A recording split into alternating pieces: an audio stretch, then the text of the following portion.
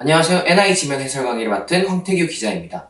오늘 오면에서 같이 읽어볼 기사는 멕시코에서 투표로 판사를 뽑았어요 라는 기사입니다. 판사를 투표로 뽑는다는 것 자체가 조금 이상한 제목일 수 있는데요.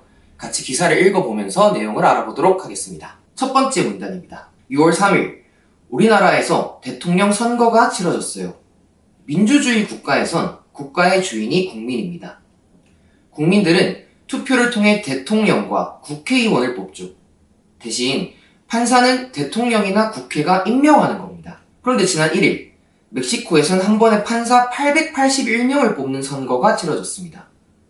국민이 투표로 판사를 뽑은 거죠. 국민이 투표로 판사를 뽑는 건 전 세계에서 처음 있는 일입니다. 국민이 직접 원하는 후보에게 투표하는 방식을 직선제라고 하는데요. 안드레스 마누엘 로페스 오브라보르 멕시코 전 대통령은 판사들이 공정한 판결을 내리지 않는다고 생각했습니다. 그래서 국민이 믿을 수 있는 새로운 판사가 필요하다고 생각했죠. 이에 국민이 직접 투표하는 판사 직선제를 주장한 겁니다. 아무래도 국민이 직접 표를 넣고 투표를 하면 자기가 직접 뽑은 사람에 대한 믿음은 조금 더 가질 수 있을 테니까 라는 생각이었겠죠. 그리고 881명의 판사가 뽑힌 이번 선거의 투표율은 약 12%로 저조했습니다. 멕시코 국민 10명 중에 1명 정도만 투표를 한 셈이죠. 아무래도 뽑을 후보자가 많다 보니 국민이 모든 후보를 잘 알긴 어렵기도 하고요. 이렇게 되다 보니 국민을 대표한다는 직선제의 취지도 제대로 살지 못한 투표가 됐습니다. 이 투표에 대해서 국민들은 어떤 반응이었는지 화면을 보시겠습니다.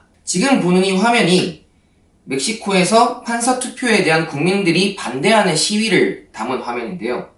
국민들이 이렇게 직접 투표로 판사를 뽑는 것에 좋아하는 입장이 아니었습니다. 불안하고 이래도 되나 싶은 생각을 국민들도 가지고 있었죠. 그리고 또 지금 보는 화면은 대통령을 뽑는 투표 용지의 견본인데요.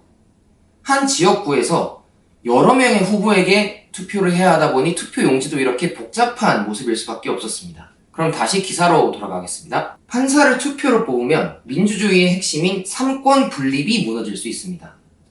삼권 분립이란 한 사람이 모든 권력을 갖지 못하도록 정부, 국회, 법원이 권력을 나눠 가지는 것을 말합니다. 그중 법원의 판사는 정해진 법에 따라 재판할 권한이 있습니다. 그런데 판사가 투표로 선출된다면 법보다 투표하는 국민들의 눈치를 보게 될 수 있습니다. 예를 들어 법적으로는 큰 벌을 받을 일이 아닌데도 사람들을 화나게 한 사람에게 지나친 처벌을 내릴 수도 있는 거죠. 재판이 법에 따라 공정하게 이루어지지 않을 수 있는 겁니다. 또한 판사들이 다음 선거를 의식해 국민에게 잘 보이려고만 하면 정부나 국회의 잘못을 제대로 지적하거나 견제할 수 없습니다. 정부의 잘못을 지적한 일이 국민들의 비판을 받는다면 판사는 판결을 망설일 수 있기 때문이죠. 이런 상황이 반복되면 법원은 독립적으로 역할을 수행하기 어려워지고 결국 삼권 분립의 균형도 무너지는 겁니다. 잠깐 지식이 팡팡으로 넘어가서 삼권 분립에 대해서 다시 한번 알아보도록 하겠습니다.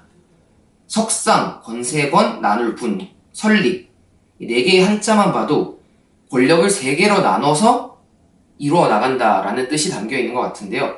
그림처럼 사법부와 행정부, 입법부가 서로 나눠 서로를 견제하는 겁니다. 그래서 대통령은 법에 따라 나라의 살림을 결정하고 입법부는 법을 만들고 사법부는 법에 따라 잘못된 행동을 판결하는 이 세 그룹이 서로를 견제하면서 나라를 이끌어가는 게 민주주의의 기본 원리라고 할 수 있습니다. 그럼 이제 문해력 쑥쑥 문제풀이로 넘어가겠습니다. 1번 지난 6월 1일 멕시코에서 판사 직선제로 뽑은 법관은 몇 명인가요? 1번 문제에 대한 답을 문단에서 알아보겠습니다. 제가 직접 체크를 해드릴 텐데요. 881명의 판사가 뽑힌 이번 선거라고 되어 있죠. 그러니까 이번 선거로 뽑은 판사는 법관은 881명입니다. 그럼 2번 오브라도르 멕시코 전 대통령이 판사 직선제를 주장한 이유는 무엇인가요? 이건 역시 본문에서 같이 찾아보도록 하겠습니다. 안드레스 마누엘 로페스 오브라보르 멕시코 전 대통령은 판사들이 공정한 판결을 내리지 않는다고 생각했습니다. 그래서 국민이 믿을 수 있는 새로운 판사를 뽑기 위해 판사 직선제를 주장했죠. 마지막 3번 문제입니다.